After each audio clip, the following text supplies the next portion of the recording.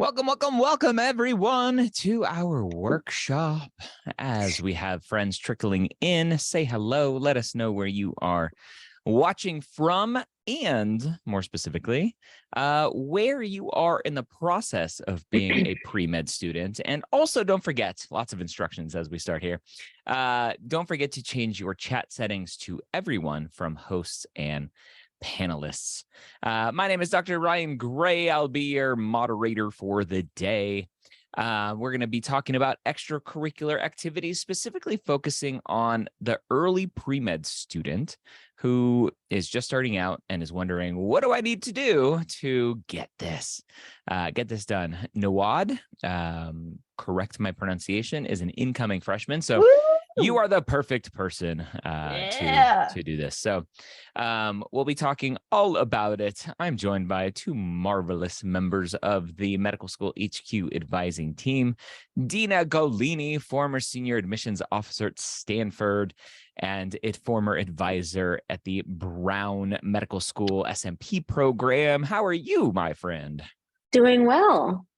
Thank you for having me today. Excited for. Thank you for coming and questions. Sharing some wisdom, as you will in a minute, as we go on. So, Dina, you are someone who has reviewed hundreds, if not thousands, of applications at this point, and you have some opinions on extracurriculars and what students are doing and or not doing, and all of that fun stuff. So I'm excited to dive in with you as we go throughout the afternoon.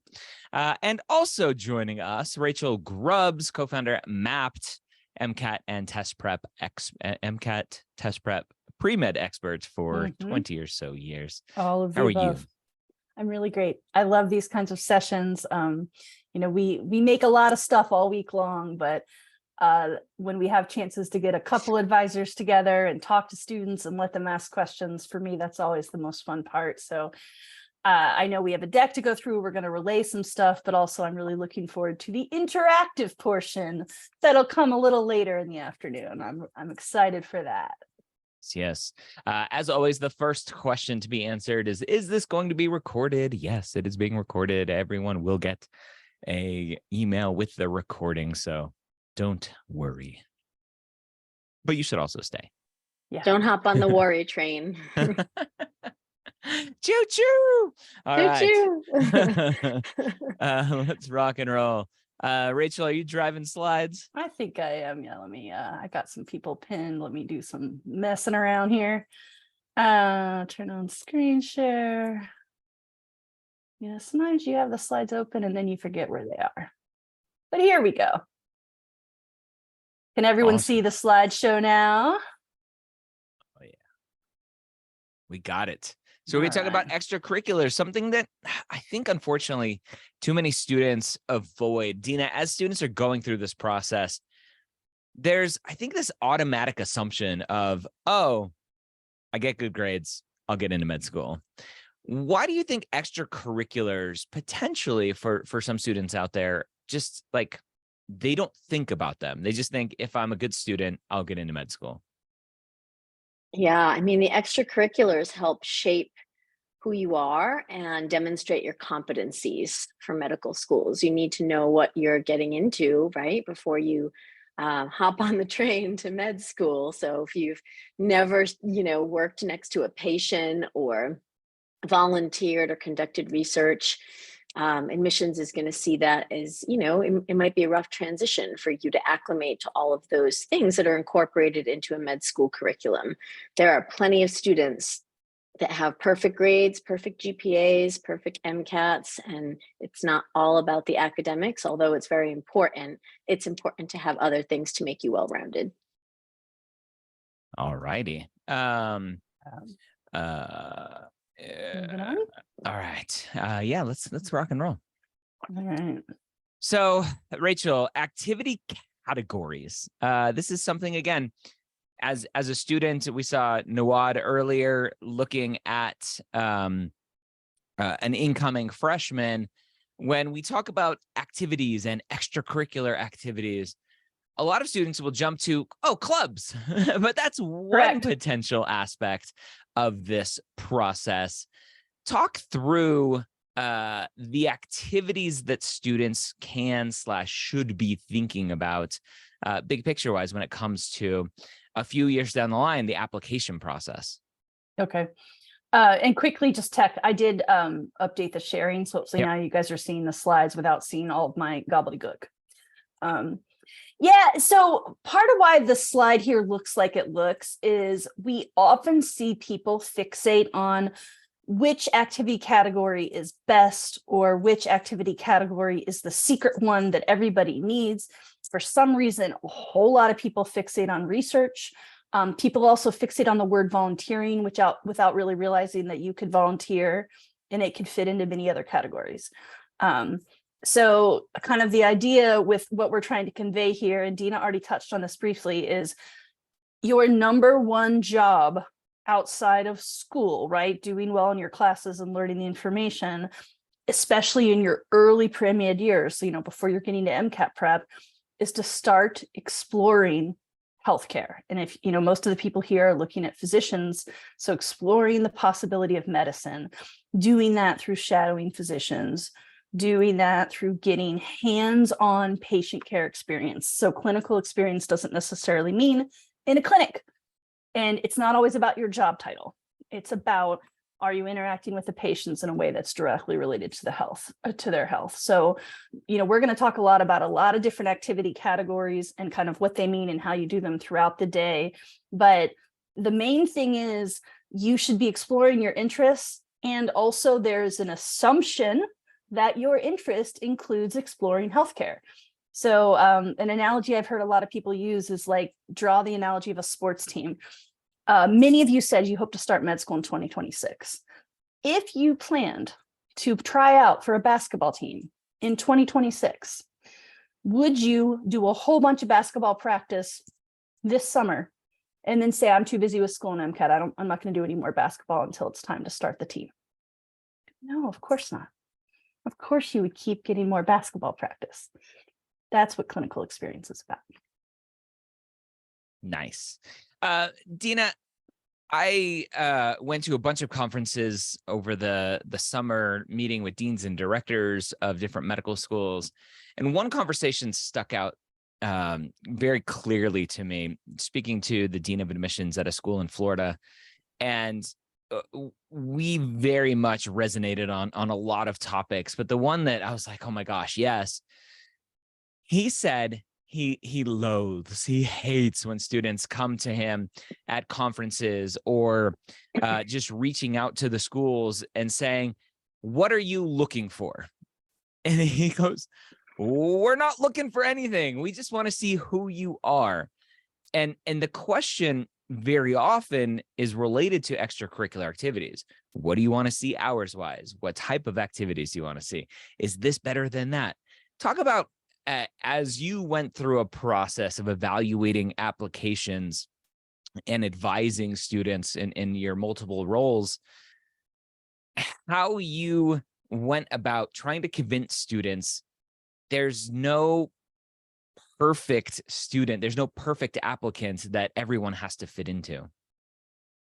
Yeah, that's a great question. I would probably be annoyed as well if somebody came up to me and asked that, because part of this process is learning, right, and doing research and finding out what medical schools, what is incorporated into their curriculums, who is there as a student, what types of people.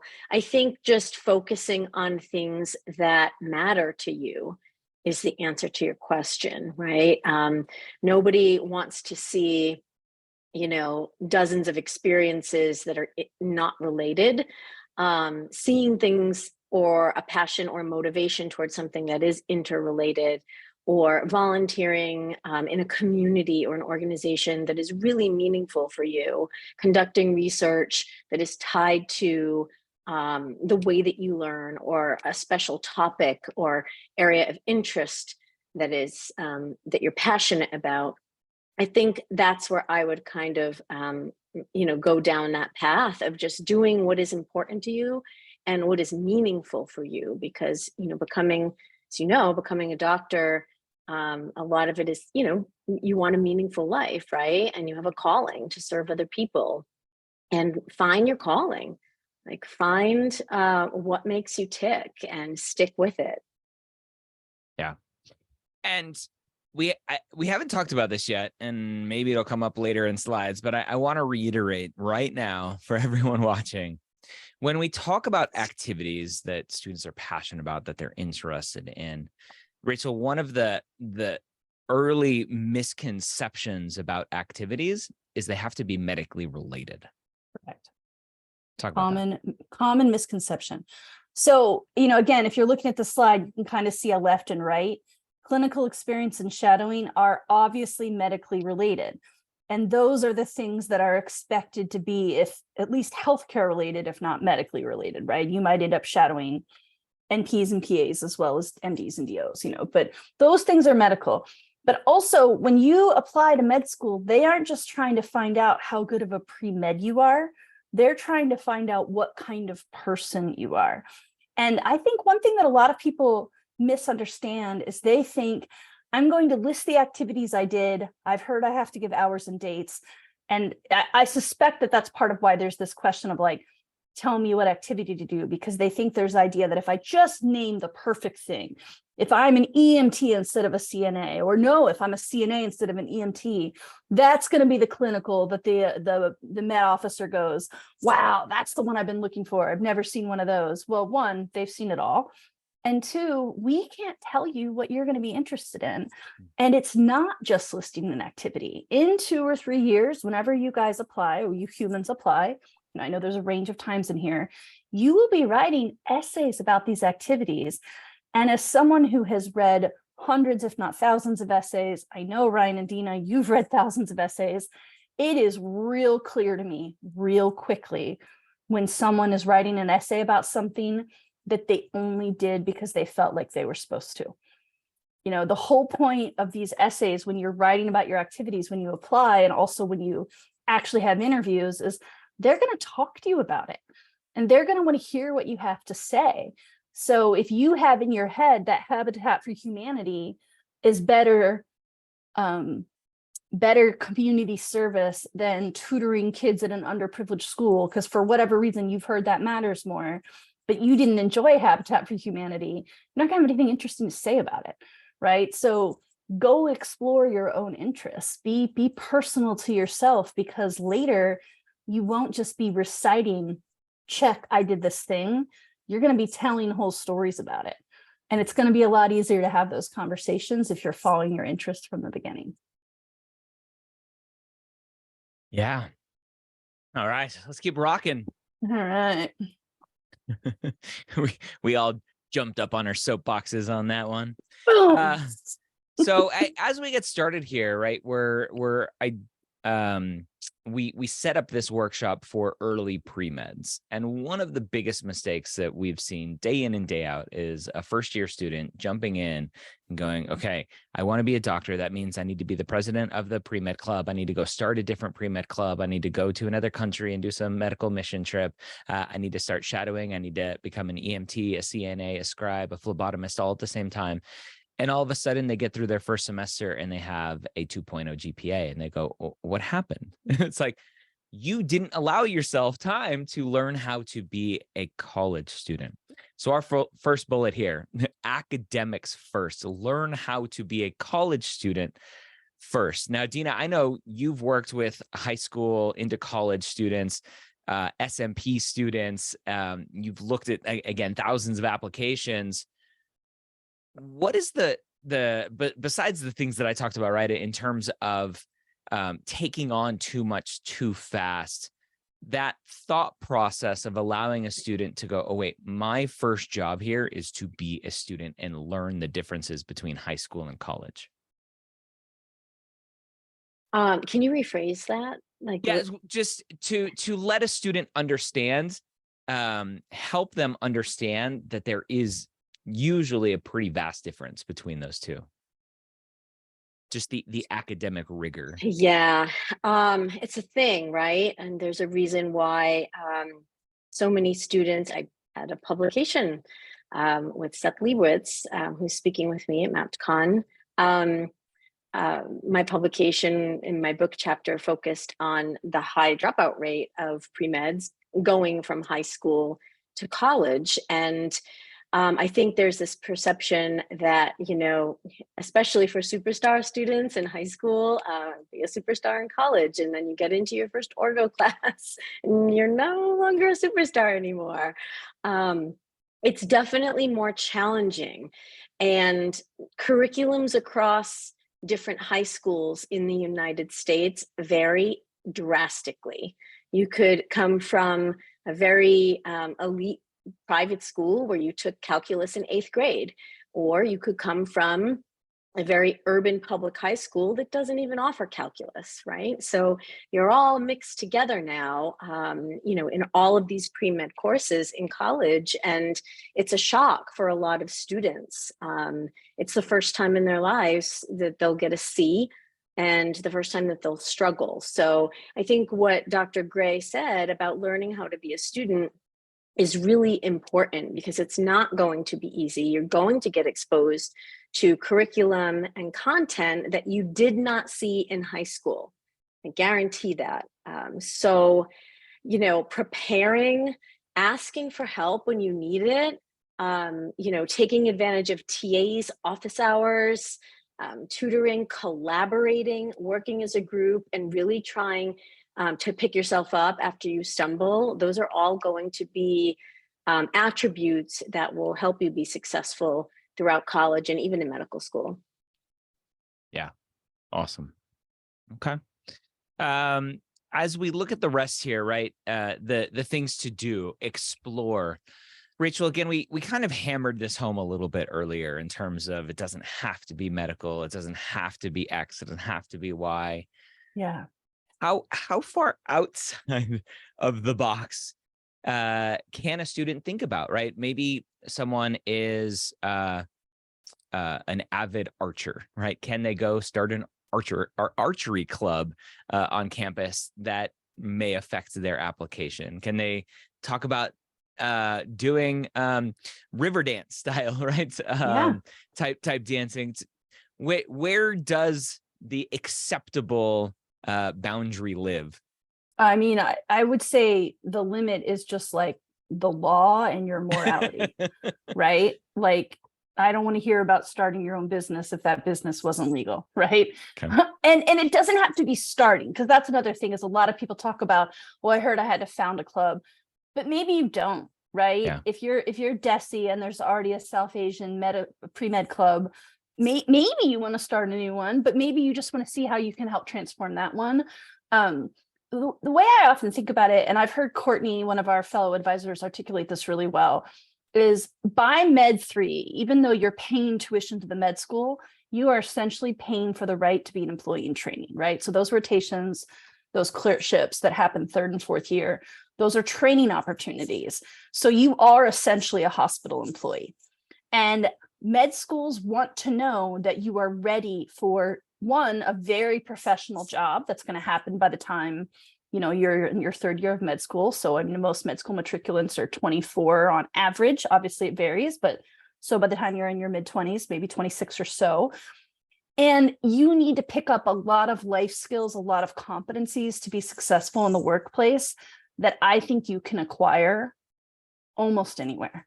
Right. So a lot of people learn a lot about customer service and multitasking and patience because they had jobs in food service in high school or college just to help pay the bills. So maybe you're not doing it as a pre-med, you're doing it as someone who needs good money to go to school, right? Maybe, you'd love to work in a hospital, but a lot of those hospital entry-level jobs are $7 an hour, so maybe you're doing your clinical volunteering and you're doing a different job to actually earn money. To me, that's not a waste of time, because anyone who's worked in a restaurant can tell you walk away with a lot of life skills. Similarly, one of the best essays I've ever read was about someone who was in the water skiing club. And even though it was about water skiing, she noticed when the club was joining that there was like a real lack of inclusivity. And she made that her mission, is to make as many people welcome as possible. So she was doing water skiing because it was super fun and she loved water skiing, but also she had a chance, to change the world, you don't have to change the whole world. She made one little community a safer place for more people. that's real impact. That has real meaning. And so again, I say there's no limit but law and morals, because anything can be applicable to the way you grew and became a better adult. And something my parents said to me before I started college was like, you're here to learn, and also it's going to be probably the most fun 4 years of your life. And I think that was still accurate. Like, I mean, I'm not someone who minds aging. I actually think every decade gets better, but college is honestly the last time for a lot of us that you don't have to worry very much about much beyond school. Please go enjoy yourselves. Like, time is limited. Yeah. If you're waiting for life to get good, you might be waiting forever. Like, you got to make it good right now. So explore for me is practical, will make you a better applicant. And explore for me is also like, nurtured, rested souls are better workers. So take some time for yourself, because it will make you better at school. It will make you better at med school. Yeah.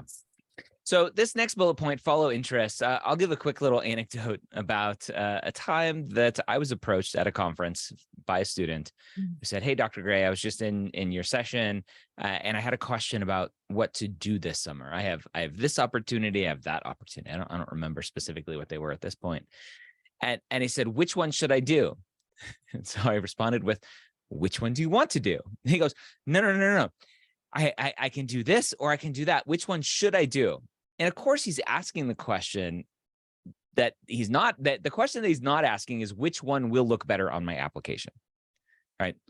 And this bullet point, follow your interests, we don't think about it in that way. At least I don't, right? In terms of your application, again, follow your interests. Which one do you want to do? Which one do you think will interest you more? Because the one that you are interested in more is the one that you're going to show up to every single day, excited to be there. It's the one where you are mentally going to be alert to see what's going on, to impact those around you and what you're doing, so that later on, and Dina, you and I have talked about this, the whole X factor kind of thing.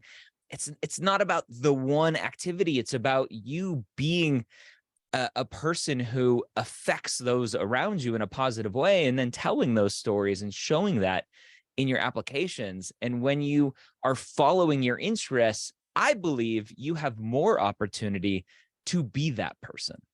So I'll leave that one there. And then consistency, huge for me is, Rachel, you kind of gave the basketball analogy, right? You're not going to get into the NBA by having 1,000 hours of basketball experience when you're 10, and then at 22 trying to get drafted. No, that's not how it works, unfortunately. All right. Some do's and don'ts. Dina, too much, too fast. We kind of talked about this one already, right? With starting off undergrad, different pace of life, different study habits needed. and just not working. Talk about the look good one, right? I think this kind of goes along with that X factor, always looking for that thing that is going to stand out. There is no one thing that's going to make you stand out. It's what you get out of each experience and your investment in it, and your, what you've poured into it and what you've gotten out of it that's going to look good.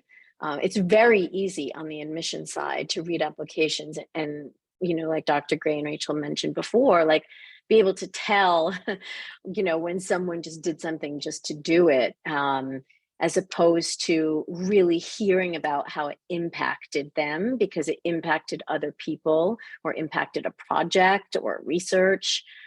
So I really don't think there's anything that specifically looks good. It's whatever you find the most meaningful. Mm-hmm. Yep.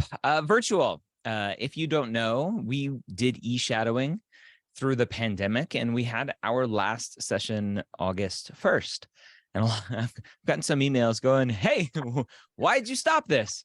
Rachel, virtual was handy during COVID, right? When everyone had to stay home and protect themselves and not flood the hospitals, hopefully. Exactly. Talk about virtual stuff that students may still be doing now that maybe they should think about trying to get out of. Yeah, the other one that comes to mind is telemedicine or crisis text line, right? And again, I'm not saying those things are bad, because telemedicine happens with physicians still, right? We've accepted it. But when we go back to med schools are looking for you to explore the career, they really want you to get as much human interaction as possible, because that's what most physicians do. You know, most physicians are doing clinical work, interacting with humans. So, you know, we did stop doing live shadowing. We're keeping the whole archive there. It's a great way to supplement live shadowing. If you really love crisis text line, if you love offering that kind of help, and you're a night owl, which is particularly when they need help, they need a lot of like late shift people. If that's something you love, go for it. But I wouldn't want that to be your only clinical. I want you to get some IRL, right? Where you might not be smelling them or touching them, but in theory you could. Yep. And smelling them doesn't mean they smell bad. It just means you can smell them. Oh yeah, You're I've heard close people enough. be offended when we say that. I just mean like you're close enough that you're aware of their scent. I mean Yes. things like, are you taking vitals? Are you drawing blood? Are you feeding them? Are you helping them in and out of the hospital bed? That's the kind of stuff I'm talking about. Yes. And sometimes they smell bad. Speaking from experience on floors where people have poop oozing out of different orifices and man-made holes, person-made holes, whatever, surgeon-made holes. Yeah, you get used Yeah, to and I it. could think that's actually part of my fear of virtual is like, are you saying you're too busy for clinical? Or are you saying you're squeamish, right? Because like not everyone wants to be an EMT. That's okay, because not everyone's going to be an ER doc. Yep. But if you don't even want to be a med assistant or a CNA in a private practice, like, do you like patients? Yeah. You know, you gotta, I know not everyone has the same room for the same jobs and the same opportunities. I'm trying to be flexible about that. I'm saying go find something. Yeah. That's in person. Yep. I'll mention this one just briefly, right? This checklist mentality we've talked about. Again, the basketball analogy. I had another pair of students actually at a different conference in California come up to me, and they're like, "Hey, I think they were freshmen, and so it was their summer in between first and second year." And they're like, "We have this lined up. We're gonna get 300 hours, get the clinical out of the way." And I was like, "Whoa, what do you mean get it out of the way?" They're like, "So we can focus on other things." Dina, when you're reviewing an No. application and it looks like someone got it out of the way, what does that tell you, or what do you assume from that? That they're not invested in this process, and not invested in, you know, things that are going to be part of, you know, medical school, right? Like I mean, I wouldn't want to be treated by a doctor who got the clinical out of the way. You I got to know, get you this out of the is way so I can go drive my boat right. and play golf. This is going to be your career. You have to get ready to dedicate your life to this, and it should be, you know, these are things that should be ongoing, right? Just like the basketball analogy, nothing should be out of the way. Yeah, I'd be concerned if somebody thought that way. To be honest with you. Yeah, this is a really big one. And I hope people are listening to you. My guess is that's what you just said is going to be a clip we use on social media. We're not saying it has to be 40 hours a week every week, right? Maybe it's 5 hours of hospice once a month. But if you do that, if you do 60 hours, 5 times 12 is 60, right? If you do 60 times 4 years, that's going to be 240 hours of clinical by the time you graduate. You know, like a little at a time is okay. We understand you have school and other things, but we're saying don't try to chunk it. It's got to be consistent. Yeah. All Do right. you think, let me follow up, Dina, with you. Do you think, based on Rachel's comment of don't chunk it, this often comes up when students only focus on their coursework during the school year, go home for the summer, get their clinical in, go back to school, stop doing everything else, only focus on schoolwork? Do you think that is a potential, also potentially a red flag for medical schools? I do, because that's not how medical school is going to be, right? That's not the pattern that you're going to be in. You're not just going to be in class and that is it. You are going to have to become involved in volunteer work and interning and, working in a clinical environment. And perhaps Doing if you're going down research. the path, I was just going to say, if you're going down the path of a physician scientist conducting research, there are medical schools that, have basically research kind of built in here and there. So Yeah. you're going to have to learn to multitask and do that. And I don't think you should have those clear cutoffs in undergrad where you're only doing things over the summer. Yeah, so things siloed out potentially paint a picture of you were avoiding doing them together because you were worried that you weren't going to maintain your academics, which for medical school, that I talk about all the time, right?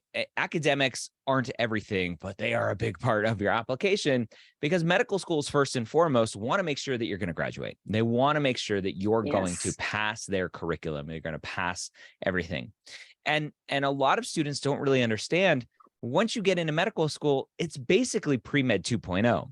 You're taking your classes, you're preparing for tests, you're shadowing, you're getting clinical experience, you're doing research, because you're applying not for medical school, but you're applying for residency in a few years, and you're gathering all of that stuff for your next application. And so medical schools, again, it's great that you have some hours during the summer, but during medical school, when you kind of have to do it all together, are you going to crumble? And if you only did it during the summer, that may leave some big question marks on your application. Awesome. Well said. I bet you there's a lot of people in the room going, but aren't you glad we told you now? Yeah. And not after you submitted your application. Madhu raised his hand. Do you want to take a question if it's relevant to what we're talking about now? Sure. Yeah, Madhu, if your question is about the slide, we can take it now. Otherwise, we can take it towards the end. Yeah. There you go. Okay. All right. He lowered his hand, or they lowered their hand. Okay. All right. Let's keep going then. So someone had asked earlier, hey, what happens? How do I get clinical if I can't get shadowing? And I love that question, because I understand it was a Canadian student, so they have trouble. In Canada, there are different laws. So I understand it's challenging for Canadian pre-meds to get clinical, and also challenging to get shadowing. But those are two different things. So quick straw poll here. You guys can just type in the chat. Look at this picture. Who's shadowing? Who's getting clinical? You can describe what they're wearing or where they're standing, whatever.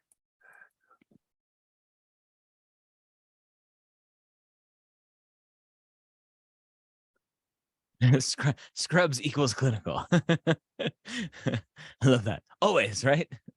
Clinical on left, left is clinical, right is shadowing. Yes, you guys have it right. And so sometimes I find a picture is easier, but basically clinical is sometimes referred to as clinical experience. It means hands-on direct patient care, where shadowing is sometimes referred to as clinical observation. I'm not the one getting clinical, I'm observing someone getting clinical. Med schools in the United States expect both. Melissa, very good question. Can clinical replace shadowing? When do you guys want to take that? I'll take that. I mean, I guess if you have enough clinical where you've been with different providers, like extensive clinical that has put you in environments where you have supported different kinds of specialists and doctors in different types of communities. I think that shadowing is important, though, because, how do you even know what one type of doctor does versus another? Watching how a doctor interacts with a patient, learning about different bedside manners, learning about what it's like when somebody doesn't speak the same language and you need to incorporate, a translator in the room. There's just so much value in shadowing different types of providers that I think you need both. Yeah. Agreed. Yeah, and I've heard from people who have been on admissions committees that'll say, if you don't have shadowing on your application, you're automatically screened out. Mhm.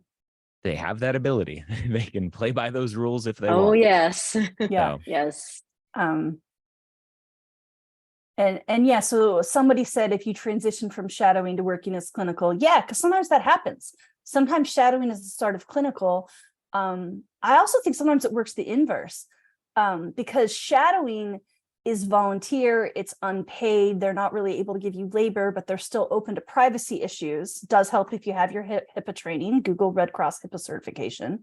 But also sometimes you can get clinical and then ask some people on staff, can I come back when I'm not on shift and shadow you? Because then you're getting, to Dina's point, you're getting observation of more types of physicians, more personalities, but also you need to make sure that you're observing the whole day, not just the patient care part, right? The charting if they don't have a scribe, dealing with insurance if their office manager needs them to do that call because it's, something that requires more medical insight. Like there's a whole part of being a physician that isn't patients, it's admin. And you should see that before you embark on this career and make sure you know what you're getting into. yep.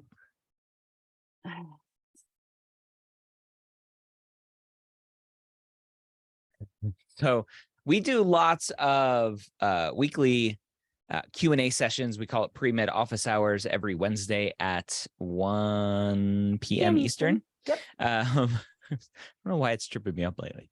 Every Wednesday at 1 p.m. Eastern, almost every Wednesday at 1 p.m. Eastern, we're at premed.tv answering your questions, right? Consider it free pre-med advising.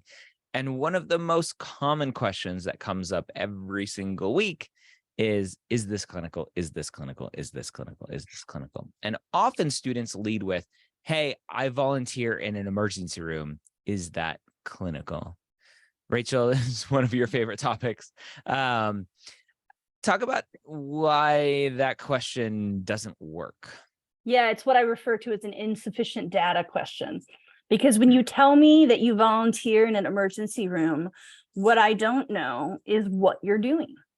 Yes, you're in a hospital or a clinic in that ER. It can be paid or unpaid, so that part doesn't matter to me. But what I don't know is if you have direct patient care. You can be volunteering in an ER and your job is, once they're stabilized, to go around and take insurance information from them. And all you're doing is asking questions that are purely administrative.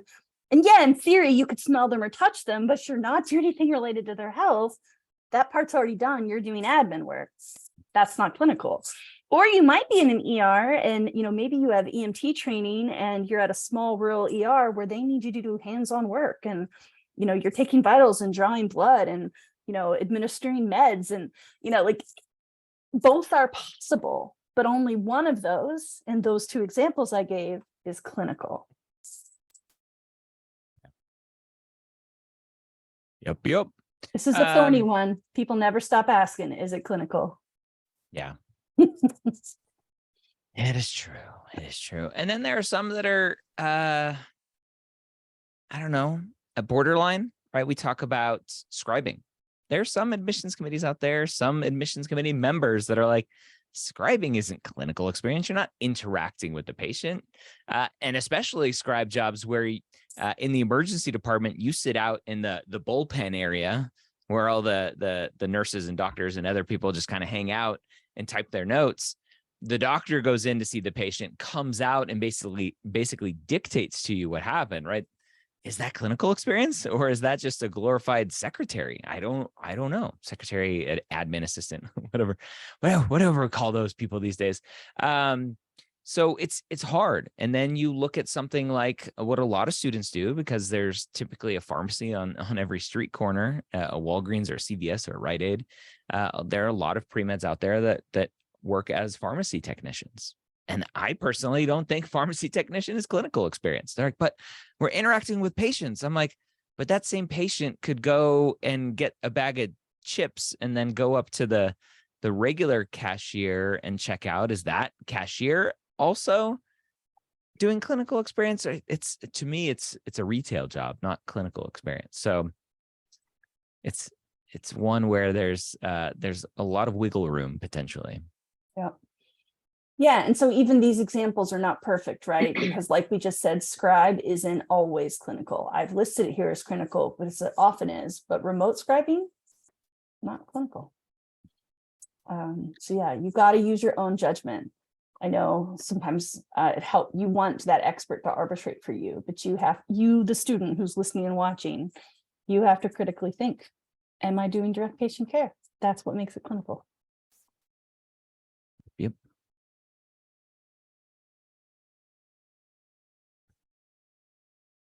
Community service. Dina, I know you've talked about this. Christine on our team has talked about this. We're hearing it more and more and more. Community service is gaining traction in the admissions committee world in terms of weight or priority that schools want to see students do. Is this a new trend? Why is it important? What's going on here? I don't think it's a new trend. I think that things in our world have changed, right? Population health has changed, social determinants of health, inequities, access to care has changed, where not everyone has access to insurance. So knowing that an applicant, number one, can give their own time to volunteer in any capacity, not necessarily in healthcare, but has that level of empathy where they can serve others and they can give back to others, and particularly those that are, less fortunate than them, is really important. Seeing community service work with, disadvantaged populations is also important, because, it's one thing if you've done all your clinical and your shadowing work in, say, a specialty office like ortho, right? I've seen it all. I've seen it all, and I've done all my clinical and shadowing, and and then going into a free clinic and volunteering with populations that are very, very different from a specialist office. It's really important that you have that knowledge and that awareness, because once you're in medical school and once you're a doctor, you're not going to be serving and treating the same type of patient from the same type of background. So knowing that you have that ability and that, that drive to serve others is really important. Yeah. And I struggle with this one somewhat, because this is often interchangeable with the fact that many will say, oh, going into medicine is a field where you have to prioritize other people.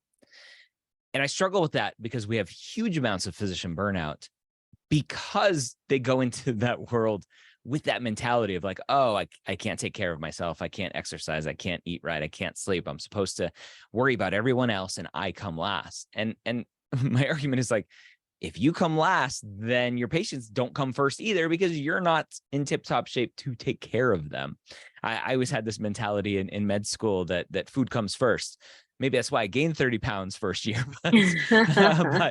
But it was this thing of like, I need to eat, right? I need to take the time to stop charting, to stop doing this, to go and eat some food, so that if I'm called in for a code in the middle of the night, I'm not going to pass out from hypoglycemia because I haven't eaten in 20 hours. And so I struggle with this because of that, but also knowing that yes, right, taking some time to do kind things for other people is very important, not just for physicians, but for people in general. Yeah, and I do think, to your point, right, self-love is a form of love, right? And we treat other people better when we treat ourselves well. So you and I have talked about this, I think, in that podcast that dropped last fall about a lot of the work that I hope to see reforming the way we train physicians. But I also know, because the AAMC has released studies that show something like 50% of people who are in the first year of med school have parents whose income is in the top 5% of the nation. So, obviously you can't take any body of people and say they've all had the same experience, but we are seeing that about half of med students, at least for, first year med students from these recent studies, have come from well-resourced families. And I do think some of this is just about, to what Dina said, it's about giving to others, but it's also just about being aware of and interacting with others without othering them.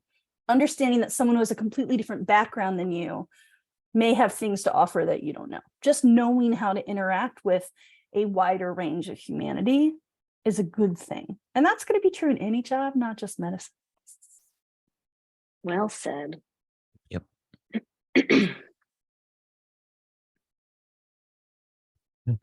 I think we've hammered this point. We've I think reiterated so, this theme. yeah. If Which you one ask is us best? which is best, we're just going to ask you the first question. All right, I think we hit that pretty well. Yep. So this is the big one. How do you find it?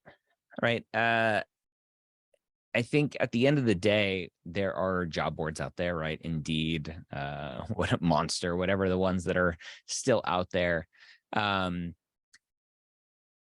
Any secret tips or recommendations, Dina, that you've seen work for students, or Rachel, you've seen work for students outside of the normal kind of channels for finding jobs?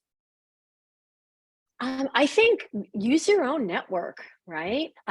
Sometimes it's, ask your own physicians, ask the people who are in your life and who have actually cared for you and treated you. If they have any suggestions, or if you can, shadow them. Also, I would definitely resource other students who are going through the same process. Once you're in college, utilize your pre-med advising office, because often they have resources and lists of clinical experiences and opportunities in the area. I know that when I was in the pre-med advising office at Northeastern University, which is a fantastic office, very compared to other offices, just offered a lot of resources to pre-med students. And, they would maintain lists of research experiences in the area, clinical experiences, and, people don't stay in those jobs forever, right? So when somebody gives up a role and heads to medical school, someone has to fill it. So just networking and making sure that you're building those connections could help lead to an experience that maybe you weren't expecting. Yeah. I agree. And as someone who really struggled with networking, and I had pretty well-resourced parents, so I was given some opportunities. And even though my parents were helping me set them up, I still struggled, because I was just like, I don't know if I want to be a lawyer or a doctor. I don't know if I want to shadow, because what if I'm wasting that person's time? Like, anyway, that was me. You may or may not have the same issue. To me, what I learned over a lot of years of struggling wisdom is networking is just talking to people and being a nice person, right? So like, if you're like, I don't know the secret skills to networking, anyone you meet who might be able to help, let them know. I'm a pre-med and I'm always looking for opportunities. Think of me if I can help you, right? Like, it doesn't have to be a whole big, it's just a conversation. It doesn't have to be something special to qualify as networking. But yeah, ask your school, look on jobs, look beyond your campus. A lot of times what I hear is, well, the hospital in my college town wasn't taking volunteers. Okay, so, especially if you're in a college town, not a city, maybe there's not as many choices if it's rural, but did you look at senior homes? Did you see if there's hospice nearby? Did you see if there are private research opportunities? That sometimes research can also be clinical. Sometimes research is in a lab, and sometimes research is interacting with patients. Like, if you've only tried one or two places, yeah, of course you're going to have trouble finding it. Like, you got to treat this like a job search. It takes a long time to find a job. Whether it's paid or unpaid, it's not always easy. You got to knock on a lot of doors. Lots of no's.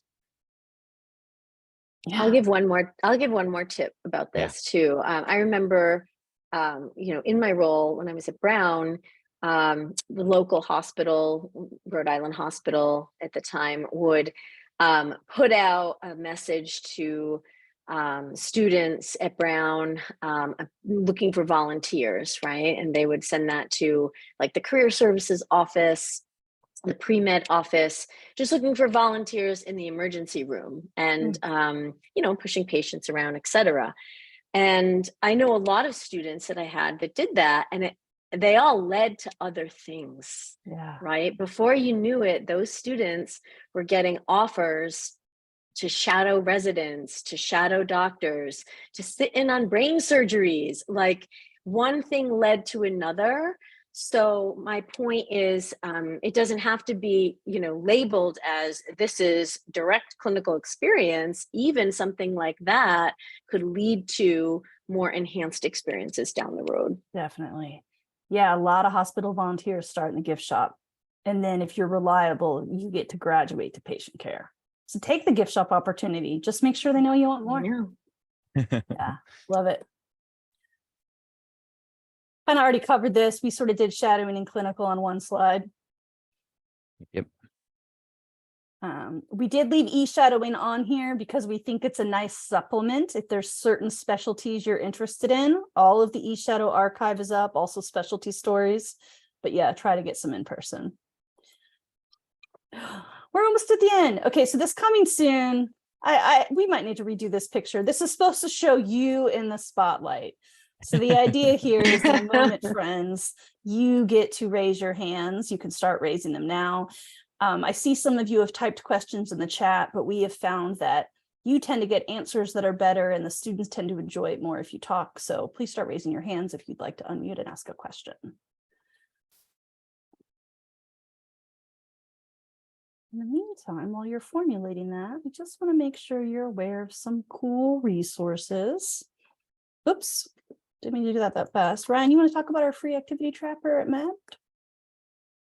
Yeah, so Mapped is our software platform that is basically a portfolio for you to track everything that you are doing as a pre-med student, get feedback on things that you are doing as a pre-med student. For instance, if you get a C- in a class, Mapped will say, hey, go talk to your advisor. That is not passing, especially for those prereqs, those pesky prereqs. And most of Mapped is free. There are a couple paid features as part of Mapped Pro.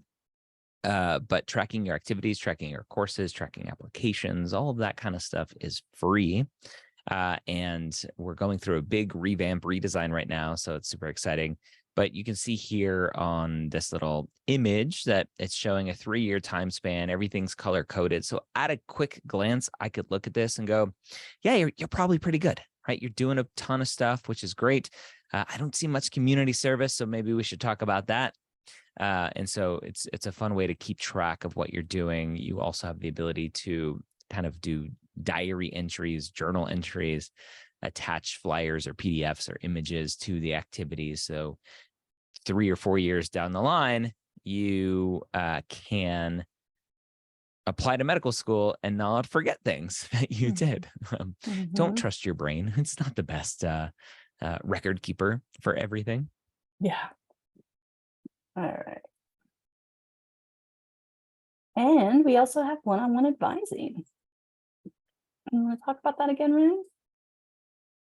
Sure. We have one-on-one advising. If you need help with interviews and essays and stuff like that, Dina, you are one of our amazing advisors. We have a small team of experts who work with students one-on-one through the process, either one-on-one or through group coaching through our Application Academy program. So there are different price points, different entry levels, depending on your budget.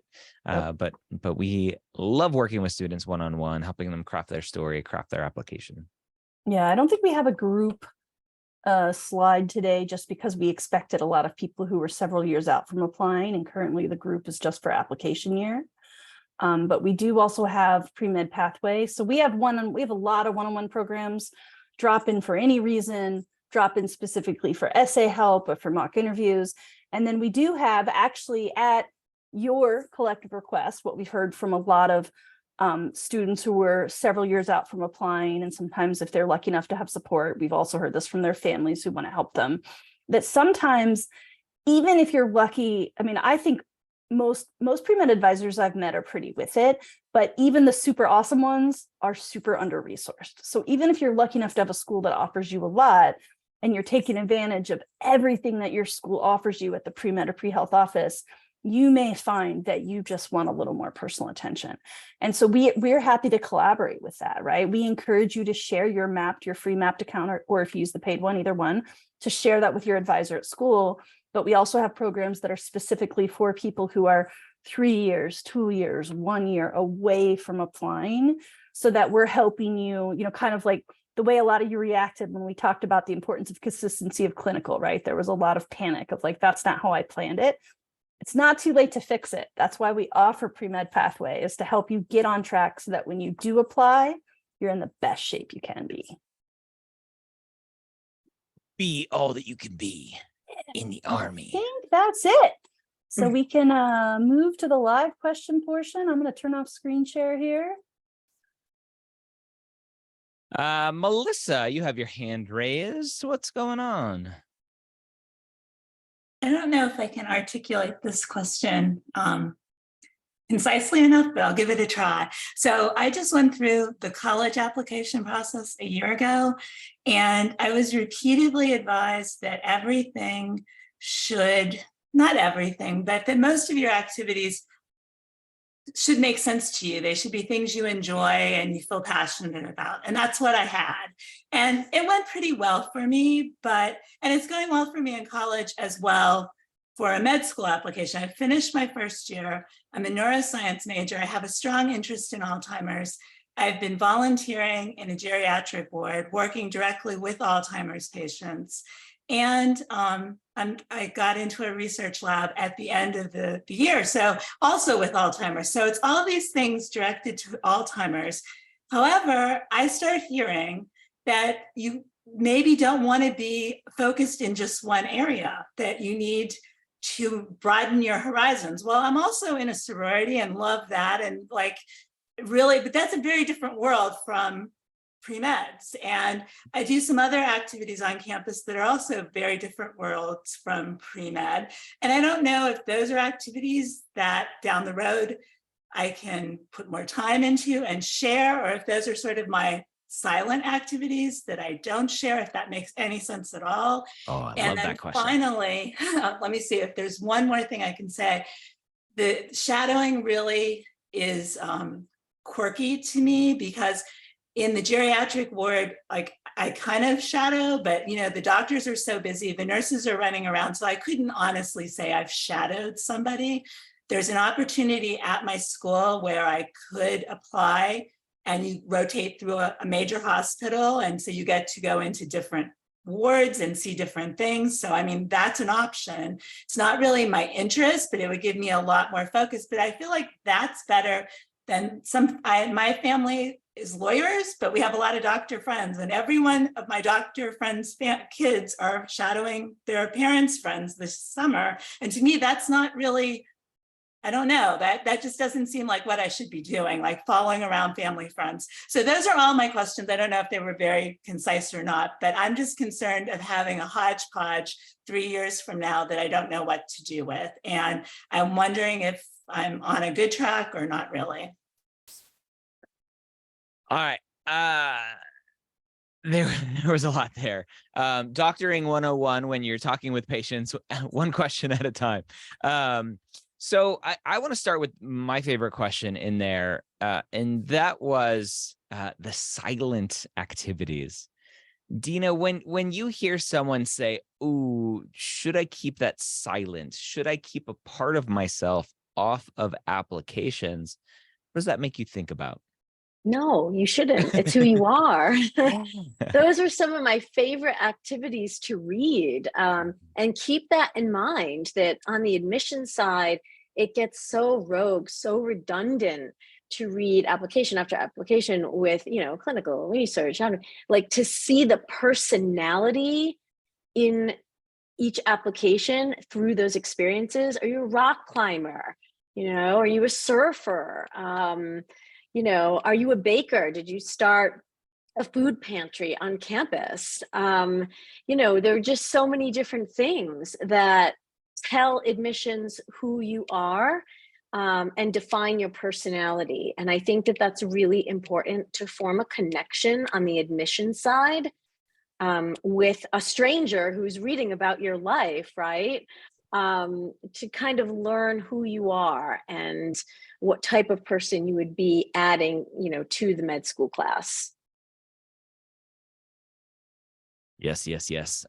Rachel, I forget what the other questions were. Do you remember any of the I other think ones? the other part Melissa was getting at, and she put something in the chat about this, is like trying to understand the value of shadowing. So sometimes I think people are typing while I'm talking, and that like not everyone can hear and type. So you might have been actually asking while I was addressing on this. The point of shadowing is you don't only want to interact with physicians while they're doing patient care. There was some recent study that showed that the number one reason doctors cite burnout is admin tasks, right? So there's the long hours, and there's the rigorous training, and there's the being on call, but it's the admin that they tend to really cite when they talk about burnout. So if you are working closely with nurses and maybe some doctors, because like you said, in the geriatric ward, they're not around that much, then the only time you're seeing doctors is when they're doing patient care. And right now, you don't have a lot of insight into what the doctor job looks like. So I definitely saw your point about like, I don't necessarily just want to be following around family, friends, parents. That's better than nothing. I mean, I agree with you that sometimes like that world can be very insular and like, but definitely better to shadow your dad's friend than to shadow your dad. And it doesn't, and so like you said, maybe you're shadowing some parents' friends, maybe you're asking your own physicians if you can shadow them. Maybe you're doing this program at school. Any of those are fine, right? But I want you to see the whole day in the life of a physician a few times with a few different physicians. I mean, it's hard enough to get one yes, but ideally several hours with several physicians in several specialties. And again, it's not going to be possible for everyone, but it sounds like you may actually have the resources to do that. So go see what the day in the life of a doctor looks like, because wouldn't it be a bummer? And this is just an example, Melissa, I'm not saying this is true about you, but wouldn't it be a bummer if you applied to med school and then realized, oh, you know what I loved was geriatrics. I should have gotten a PhD in nursing and been a geriatric specialist, because I actually like nursing, not doctoring. Like, you don't want to put yourself in debt for $250,000 to find that out. Find it out now. Yeah. She wrote, that would be bad. And again, I don't mean you personally. I'm just trying to draw an example. That's why shadowing matters. Yep. Awesome. All right. Alas asked if we could read her question. She doesn't want to come on. Well, volunteering at physiotherapy clinics, also known as physical therapy clinics, assisting patients walk again or regain their ability to use their hands, be considered good clinical experience. Also volunteering at a rehab center, more focusing on mental health care. So this question comes up all the time because physical therapy offices or physiotherapy offices do have what we call it in the States, PT aides, that Premeds often do. And a lot of Premeds started off on the PT track like I did. I initially wanted to be a physical therapist. And so I spent some time in a physical therapy office.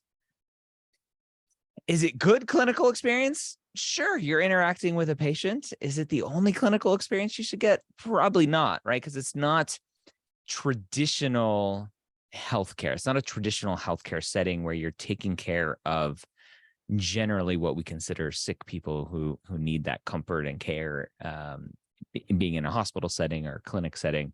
These are people rehabbing, right? They're maybe post-op, or maybe they have a bum shoulder like I still have many years later, and they're just getting some rehab, getting some physical therapy, trying to avoid surgery. So put it on your application and try to get some more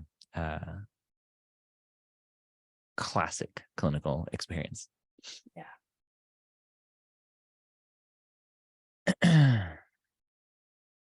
No, Zoom will let you unmute if we invite you to unmute. So I don't know if you're saying you raise need your to hand. type. Yeah, if you raise your hand, we'll. There you go. There we go. All right. Can you hear me? Yeah. Yep. Okay. So I just wanted to ask. So I'd like to pursue my passions in like sports medicine, orthopedics. So I was wondering if it was like okay to center my clinical and shadowing experiences around these interests, or if I should just branch out to not seem like narrow-minded.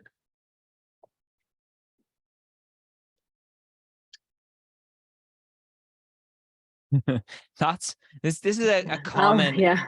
a common question, whether it's ortho, which is, it always seems to be ortho and emergency medicine are the two that students are like, it's the only thing I was exposed to. Is it going to look like I'm interested in? I'm like, yes. Is that a bad thing? I don't know. Maybe not.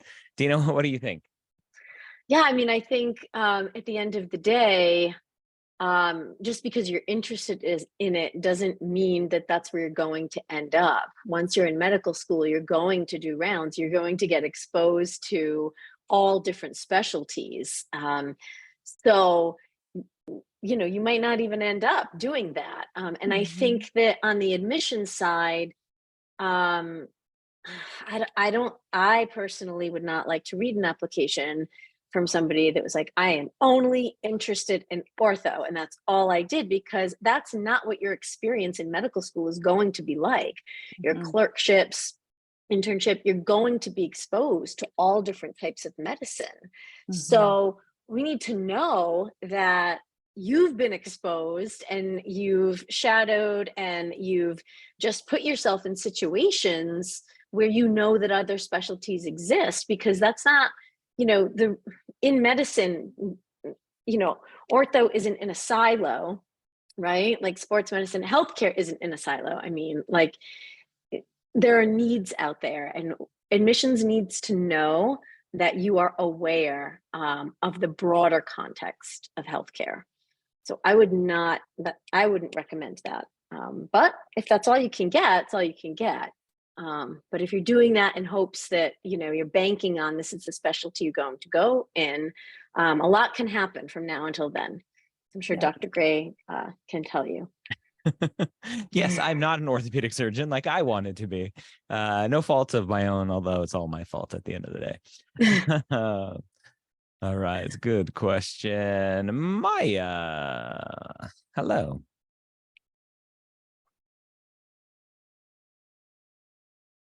Maya, did you get an invite to unmute? You can click that button now and then we'll hear you. 3, 2, 1, blast off. We'll give you a chance again later, maybe. Vivi, bye. Hi. Which one?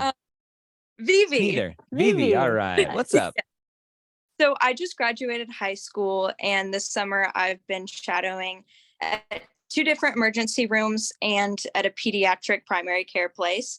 Wow. I'm going across the country to college, and I know that I'm not supposed to block certain things like shadowing just during the summers, but I was planning on doing clinical experience and over one of my summers travel to a different country and do clinical experience there. Is it okay if I just come back home and do my shadowing and continue doing my shadowing there? Or should I find experiences where I'm going to college to simultaneously shadow and do all this other activities? Interesting question. So Dina's a little bit of a twist on our suggestion not to chunk things like during the summer. My question potentially is, how often are you going to be able to get home to do that stuff? And maybe you have this idea of like, oh, I can come home every 2 or 3 weeks, and then life happens and you meet friends and you want to hang out and you want to go to football games or whatever. Dina, what are your thoughts on this potential plan? Yeah, Vivi, I think you're off to a great start, number one. So congrats on that. Graduating high school and then, that time in between graduating and starting college, to be that motivated, that's fantastic. I think that, do you mean that this is what you could do right now? Or are you trying to, you have a spreadsheet going and you're trying to plan ahead for the next 4 years, and you're like, in this summer, and this summer, and this summer? Because I think that, like we were talking about before, like, it's great that you did this summer. It kind of like serves as a great foundation for you, but let's get to college now and let's become a college student and see where that leads you. right? You might, become really involved in, again, like in your pre-med group at college, or a volunteer organization that leads to some sort of clinical that maybe you wouldn't have thought of now that's on, your organizational list. So I say for now, this is great that you're doing this, but see what happens. And after the first year, if you focused on academics and you can only hop back into clinical next summer, that's fine. But then move forward for the last 2 years of college and really try to think of ways you can then integrate some clinical and volunteering in your college life. And good luck. Yeah. Thank you. You're welcome. Good luck. Yes. All And again, I right. think, I was just going to add briefly into that. I think sometimes people get overwhelmed because they think it has to be like a full-time endeavor. Yep. Right. But hospice in particular, I mean, it's just one of many volunteers, but they're desperate for help. So if you can give 1 or 2 afternoons a month, they'll probably be thrilled to take you. Right. So be creative about finding opportunities that have meaning, but don't require 30 hours a week, because school is the main thing. Yep. Chelsea, Okay. hello. Hi, everyone. I feel like after listening in, I may have already answered my own question, but I'll go ahead and share it with you all. I am a career changer, so I'm still early on in this portion of my journey. My background's in public health. I worked at a health department, working in SNAP Ed, teaching about how to eat healthy on a budget with clients. And I also did AmeriCorps, particularly in food corps, teaching children about nutrition and gardening. Anyway, you can kind of see the trend. That is what I'm really passionate about. I am looking to explore more clinical experiences, of course. There is a local community health clinic that I have been looking into. And I just wanted to share some of these experiences that they have available for volunteers. But I wanted to see what you would think you would categorize those experiences with.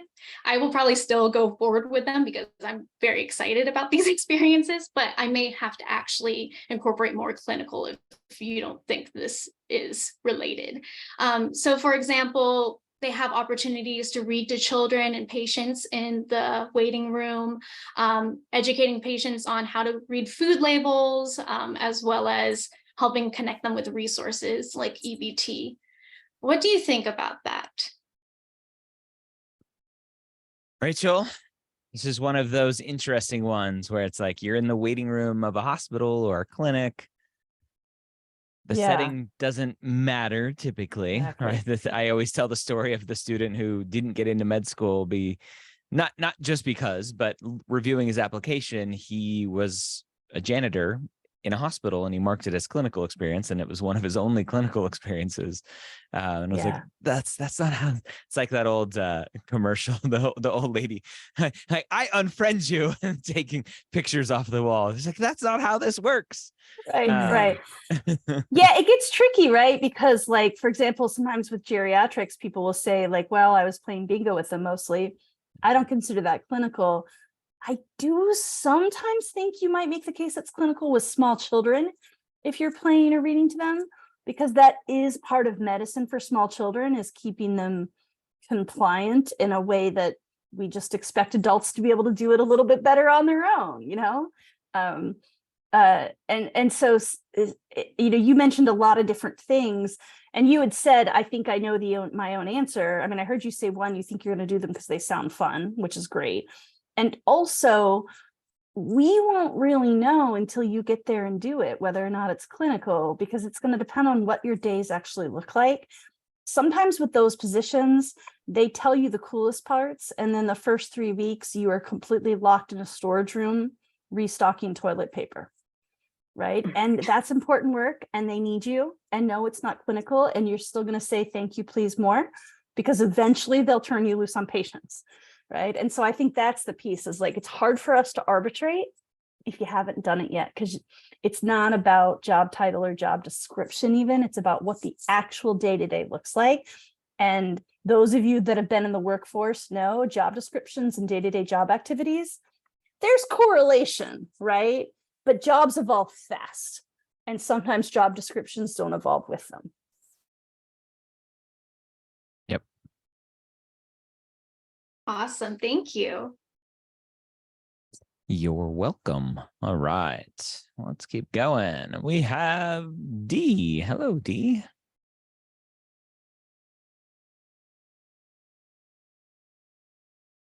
Your mic is off, but we don't hear you. Hello, hello. Hello, can you hear me now? There we go. Yeah. Okay. So I just have a few questions. So I've been told that researching and volunteering are good to have, but not as important as clinical experience and shadowing. Therefore, do you have any advice for like an estimate on how many hours for each portion I should do? Also, in terms of research, would admissions care more for quality or quantity, or vice versa in terms of number of papers, participation in different studies, and more? Also, just wondering, but is this let's do one question at a time. Okay, so Sure. well, first question. Was I going too fast? Going too fast and too many questions. So Just tell us the first one again. Doctoring 101, one question at a time. All right. So I've been told that researching and volunteering are good to have, but not as important as clinical experience and shadowing. Therefore, do you have a advice for an estimate on how many hours for each portion I should do? No. Nope. There's Sorry. no formula out there. No, there's no formula, and they're all important. Yeah. Yeah, someone asked that in the Facebook group, and those of you who aren't, if you just go to Facebook and Google PreMed Hangout, or just go to premedhangout.com, someone asked how many volunteer hours they needed, and Ryan answered more than 0. And someone different, not even the original poster, was like, well, you don't need to be sarcastic. And Ryan, like, all sincerity, was like, I'm not being sarcastic. That's the actual answer, is there is no number, right? If you try to say something is your most meaningful and you only did it for 16 hours, I'm honestly going to be a little bit concerned. Like, 16 Agreed. hours is 2 work days, right? Or 4-hour shifts, right? But, if you have 200 hours of research or 1,000 hours of research, that might depend a lot on whether or not the job was 1 semester or 3 years. And definitely with publications, I mean, as if you're doing MD, PhD, you're going to a very research heavy school, publications may be a factor, but generally I say they're not a factor because you're not in control of them. It could be a 7-year study and you could have been a critical part of that research for 2 or 3 years. Study's just not over yet. So big picture, I think the answer to a lot of these questions for you is going to be not just quality over quantity, but meaning and impact. Right? Like we were showing before in MAPT, you can make reflections, you can jot little notes to yourself about your activities. Ask yourself what you're getting out of them, because that's what's going to make you stand out, is when you write in an authentic, compelling way about the way you spent your time outside of school. I understand. Thank you so much. Also, I just have one last question. So just wondering, but is the stigma true that you shouldn't mention any disabilities you might have in your application? So I have been very involved with my community for this specific disability and want to mention that, but I'm kind of afraid of the backlash I may receive, as from what I have read and heard, is they might see this as a setback for med school. Good question. So this comes up a ton. Should I mention a learning disability, ADHD, dyslexia? Should I mention a physical disability? Should I mention mental health stuff? Dina, there's no perfect answer to this. Human bias is a thing, right? When we're looking at applications, what is your general advice answering this type of question? I mean, I think you have to do what's good for you. If you want to disclose it, if it's a huge part of your life and has defined who you are and the relationships you've formed and the activities that you've joined, then mention it. Like, for example, if you suffer from Crohn's disease and you started getting involved with Crohn's disease organizations and started, meeting with children that have Crohn's disease and were a mentor and started, maybe like a special swim group for Crohn's students. And I had a student that did that, believe it or not. It's oddly in specific. My past. I'm using him as an example. My wife's a crony. I'm like, oh, I know this one. Yeah. Yeah. And he's in medical school now. Yep. And, this really shaped who he was because he came from a rural area and didn't have access to adequate health care as a kid. So he went undiagnosed and then it all tied together. And it was like, you had to mention it, right? Yeah. But then on the flip side, if you're mentioning things, that are concerning, it could go in the other direction. But I think it's a really personal decision. Yeah. So let me give an example of concerning, right? Concerning. If you mention, hey, I have, and whether we call this a disability or not, just ignore that part. If you talk about your other impactful experiences, essay on AMCAS, for instance, or in a secondary question, that I thought there was a bug on me. It was lotion from earlier. I'm like, oh, and I'm like, oh, there's a bug. Nope, that's just a chunk of lotion. Sorry, random tangent.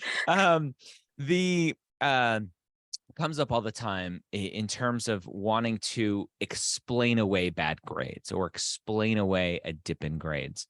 And it's like, hey, I really struggled with my mental health. I was hospitalized with severe depression or whatever that situation is. A lot of times the question is, well, do you need to talk about that? Because hopefully your transcript speaks for itself, right? Your transcript will say, hey, I can see there's a blip in my record, but look, the rest is fine. Obviously what happened. And you may get questions about it. And depending on how deep you want to go into conversation, you may go, yeah, I was just struggling with some personal health stuff, right? You can leave it superficial if it comes up in an interview. So I think that's where the concerning part is if someone's reading your application and going, hey, mental health is obviously a big concern for us because medical school will be one of the biggest stresses of your life, period, end of story. We know mental health gets triggered in those situations.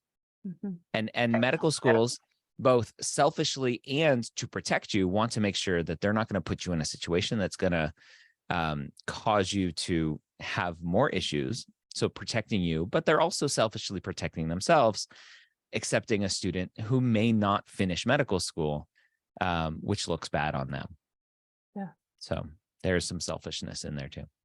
I think a great way to sum it up, so I know we have a few more questions, I want to help us move on, is D, when you share this thing, and again, if it's part of you, you may choose to, can you share in a way that they're left feeling neutral or positive? If I remember the story and I'm just really worried about you and whether or not you're well, I might connect to you on a human level, but feel less confident about you in my med school cohort. But if I think, my God, they've had this challenged and they've had amazing coping skills and they really know how to cope and they're going to be able to use that empathy as a future physician, now I'm excited by your story, not disheartened. So I think it's often less about what you're disclosing and how you disclose it is the key. Yep. One quick add-on to that I think is really important. One other way to think about it is you either hide yourself now and expose yourself when you're a student and realize that you're in an institution that will not support you, or you expose yourself now and know that those interview invites and acceptances, you are who you are, and you're hoping, right, theoretically, that they're prepared to help support you during that time. So that's another way to think about it. All right. Devika? Yes, hi. I have a few questions. So just this past month, I did about 200 hours of shadowing in a hospital. And it was strictly in the OR. And I was shadowing a bunch of different anesthesiologists, and I got to see a bunch of different surgical specialties. Cool. So I'm not sure if that's like, if I should try and get other shadowing experiences in terms of like in a doctor's office or like on a floor, because I was in the OR mostly. And then so one question. Hey, let's learn, and one question at a time. So Rachel, we kind of talked about this already, right? Multiple shadowing, single shadowing, any issues there? Yeah, I mean, you got a wide variety. Could you get a wider variety? Are you applying right now, or are you applying in a few years? Yeah. Right? Like it goes back to, are you going to be consistent? I mean, you don't have to unmute and answer all these things, but I don't know where you are. If you're somewhere between freshman and sophomore year, I hope you're not done shadowing. because that feels like real checkbox mentality to me. And then to your point, and you raised a great point yourself, Devika, is you got exposed to one kind of environment. So can you go do rural? Can you go do urban underserved? Can you go do private practice?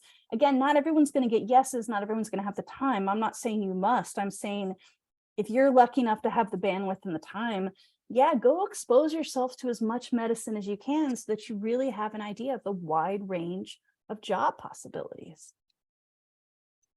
Yep. All right. Second question. Yeah, so this shadowing opportunity, I'm going to be a junior, so I'm hoping to apply to medical school next year. Okay. So it's been one of my favorite opportunities that I've done, and I really enjoyed it. But like I mentioned, it was only 4 weeks. But I wanted to know, would it look bad if I put it as one of my most meaningful activities, because it was such a short time, even though hourly wise, it was a lot of hours. Dina, you want to tackle that? Sure. Concerns? Yeah. I mean, I think it's fine if you list it as most meaningful, as long as it really is most meaningful and you can kind of back it up. Do you have a letter of recommendation from the experience that can support what an enriching experience it was for you? All of that evidence will help admissions see how much you got out of the experience. And something is most meaningful to you, it's most meaningful to you, as long as it's, enough hours to quantify that. Yeah. The one thing I would add too, and again, shadowing, sometimes they call it shadowing, you actually get to participate quite a lot, is sometimes shadowing can be very passive. So as you're deciding whether or not it's your most meaningful, was it super cool and you love to learn and you got to learn a lot and therefore it was super cool? Or did it actually have meaning and impact on you beyond just I witnessed cool stuff? Yeah. Right. Because I find sometimes when people go to write shadowing most meaningfuls, they really struggle, not because it wasn't amazing. It sounds like it was an amazing experience, but if all you were doing was being a fly on the wall, you don't have any stories to tell that help the admissions officer learn more about you. You're going to end up writing stories about amazing anesthesiologists. And those essays are supposed to be help us learn you. I'm not telling you no, I'm just giving you the other side of the coin to consider. You may have gotten a lot of interaction in your shadowing, because sometimes that does happen. You just need to ask yourself. Okay, thank you. I will definitely consider that, since I didn't think about that. But I just have one more question. So I know earlier you guys were mentioning that clinical experience is anything relating to interacting with the patient on a healthcare side. So I am doing volunteering at a hospice care, and I have an internship at a doctor's office, but I will be interacting with the patient, but more so for the hospice care, I'm going to be, I guess, more their friend than playing games with them, holding their hand since they're towards the end of their life, doing that sort of stuff. And then my internship is following up on testing and calling patients about that. So I'm interacting with patients, but I'm not sure if I should consider it clinical, since it's not necessarily on the healthcare side. Yeah, so I'll take this one. The internship one sounds more admin related, not clinical, right? Following up with appointments and calling and all that kind of stuff. Hospice is one that is such a unique thing, where it is you're their friend. There's not much else. Typically, hospice patients, especially those that are much near the end of life, there's not much they can do, and you're a companion. You're supporting them emotionally and mentally through this process of dying, and I think hospice to me is one of the best clinical experiences. So important. Yeah. All right, well, one more question. I was gonna say, can we get Maya, because Maya got her sound back, and then I think we'll probably have to end there. All right, Maya, hello. Uh-oh, Maya, make it happen. It clicked off for a second. Go slower. I saw it flash. Let me do it one more time. 3, 2, 1. Oh, Sorry, friend. All right, friends, we have come to a close. What a great session. Again, this is recorded. You'll all get an email with follow-up. If there's anything that we can help with, especially for you early pre-meds, check out MAP to start tracking your activities, and check out our pre-med pathway program, where we are basically your pre-med advisor through your journey of being an undergraduate student, or maybe even a non-traditional student who has a couple years left before applying to medical school. And then what we do mostly day in and day out is working with students through the application process. So helping with essays and interview prep and all of that fun stuff. If you need some help, come find us. Dina, Rachel, any parting words of wisdom? Just keep on chugging along, and you know, it's a grind, but hopefully you get value out of what you're doing leading up to your medical school applications, and that's the most important thing to remember. Agreed. Yeah, you're going to work so hard the next few years. That's a given. Try to find some enjoyment. Go find some fun. Follow your passions. All right, everyone, have a wonderful night. Bye-bye.